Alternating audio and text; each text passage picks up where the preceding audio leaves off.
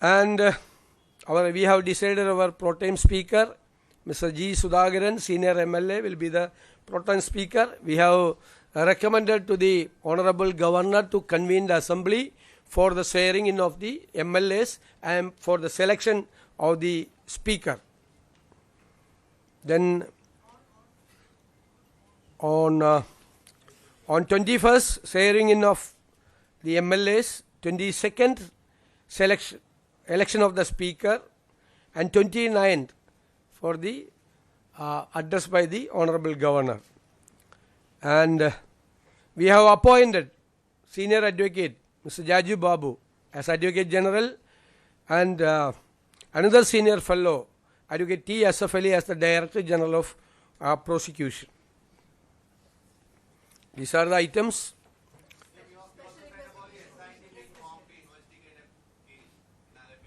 Yeah, when the former Chief Minister was conducting a program, there was a protest in Alleppey and there was a case.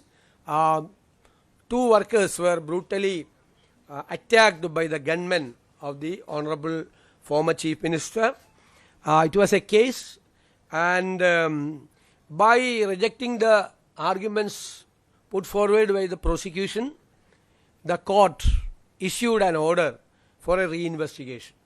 Unfortunately, for the last 1.5 years, the government has not so far issued an order for reinvestigation. So the first cabinet decided to constitute a special investigation team for the reinvestigation ordered by the Honorable Court.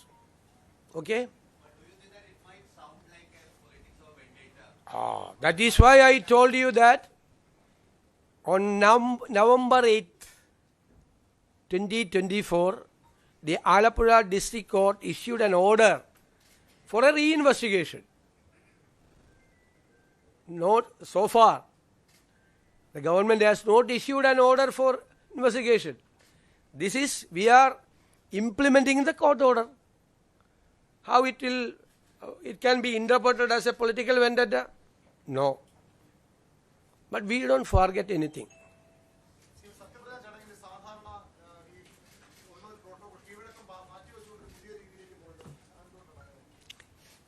Precedence ഒക്കെ മാറ്റപ്പെടാനുള്ളതല്ലേ?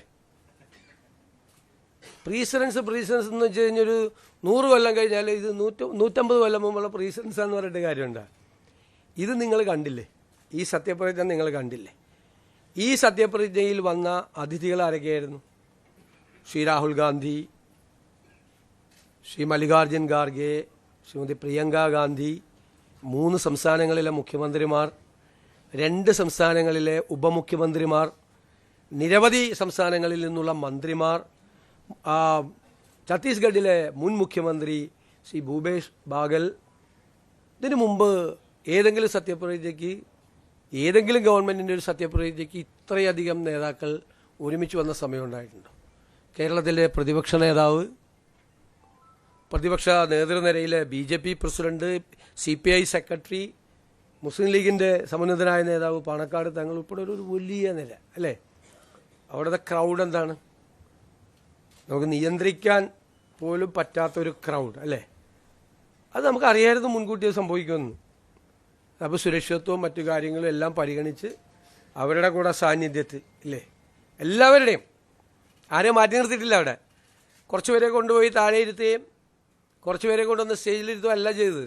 ശ്രദ്ധിച്ച പ്രധാനപ്പെട്ട ഡിഗ്നിറ്ററീസിനെല്ലാം നേരിട്ട് തന്നെ ഞാൻ വിളിച്ചത്. മുൻ മുഖ്യമന്ത്രിയെ അദ്ദേഹത്തിൻ്റെ വസതിയിൽ പോയിട്ടാണ് ക്ഷണിച്ചത്. അദ്ദേഹം സ്നേഹപൂർവ്വം ആ ക്ഷണം സ്വീകരിച്ച് അദ്ദേഹം എത്തി. ഞാൻ പ്രത്യേകം നന്ദി പറയുകയാണ്. ബാക്കി ഞാൻ BJP പ്രസിഡന്റിനെല്ലാം ഫോണിൽ MLA ആയിട്ട് ജയിച്ചു വന്ന ആളാണ്. BJPയുടെ സംസ്ഥാന പ്രസിഡന്റാണ് ശ്രീ ബിനോയ് വിശ്വ ഉൾപ്പെടെയല്ല. എനിക്ക് പറ്റാവുന്നത്ര സമയപരിധി ഉണ്ട്, അറിയാമല്ലോ. എല്ലാവരെയും നേരിട്ട് ബന്ധപ്പെട്ട് എല്ലാവരുടെയും സാന്നിധ്യത്തിൽ, ഇത് ജനങ്ങൾ തിരഞ്ഞെടുത്തൊരു മന്ത്രിസഭയല്ലേ അല്ലേ? അത് സത്യപ്രതിജ്ഞ ചെയ്യുമ്പോൾ എല്ലാവരുടെയും സാന്നിധ്യത്തിൽ ചെയ്യണം. അത് കേരളം പുതിയ ചില സന്ദേശങ്ങൾ ഞാൻ പറഞ്ഞല്ലോ, നമ്മൾ വരുമ്പോൾ ചില സന്ദേശങ്ങൾ കൊടുക്കുമെന്ന് പറഞ്ഞു. അതാണ്. അപ്പോൾ എൻ്റെ ഒറ്റ മറുപടിയല്ല, എപ്പോഴും പ്രീസിഡൻസ് എന്ന് പറയരുത്. ഒരുപാട് പ്രീസിഡൻസ് ഇനി മാറ്റപ്പെടും. ഇതൊരു വേറൊരു ജനകീയമായ സത്യപ്രതിജ്ഞ ചടങ്ങാണ്. ഞാനല്ലാതെ പറയേണ്ടത്, നിങ്ങളാണത് വിലയിരുത്തി വാർത്ത കൊടുക്കേണ്ടത്. എങ്ങനെയായിരുന്നു സത്യപ്രതിജ്ഞ? ഇങ്ങനെ ഒരു സത്യപ്രതിജ്ഞ നിങ്ങൾ കണ്ടിട്ടുണ്ടോ? കണ്ടിട്ടുണ്ടോ?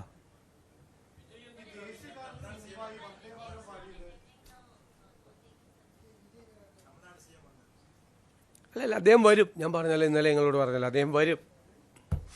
ഇപ്പം ശരിയാപ്പാ. ഇതെല്ലാം എന്തോരം പറഞ്ഞ്